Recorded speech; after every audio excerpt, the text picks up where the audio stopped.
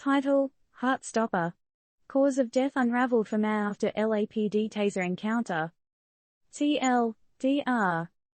What's scarier than horror movies? Real life, mate. Keenan Anderson, a cousin of BLM co-founder Patrisse Cullors, died after a rough LAPD arrest involving a tasering incident. Coroner's office stepped up with their report claiming the dude's death might be due to cocaine use and an enlarged heart. And here's the kicker: the actual manner of death hasn't even been determined yet. Now, buckle up and brace yourself as we dive deep into the true madness of the story.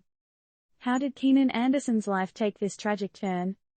To recap, Anderson, who once enlightened young minds as a high school English teacher, was arrested by LAPD officers earlier this year. It's the kind of scene that made people hit the streets in protest because the body cam footage showed Anderson getting tasered for a nerve-shattering 42 seconds. According to Cullors, this happened while he was belly down on the ground. Could things have been handled differently? Was the use of a taser necessary? Or does this highlight a more systemic issue? The aftermath of Anderson's demise has got LAPD Chief Michael Moore saying they'll reassess how tasers are used in the force. Now, that's not a small deal, right? Yet, the real twist in the plot surfaced when the coroner's report was dropped on Friday.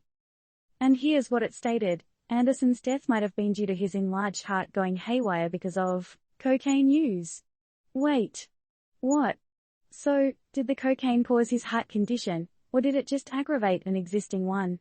And how does the taser fit into all of this? Notice something missing. The report doesn't exactly explain how he died.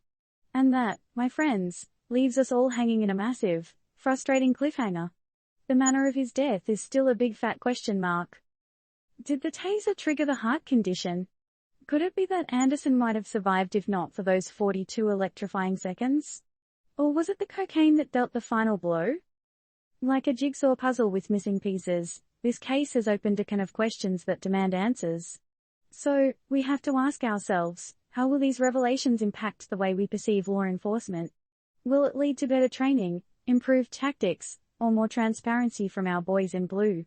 Remember, we're just laying down the facts here.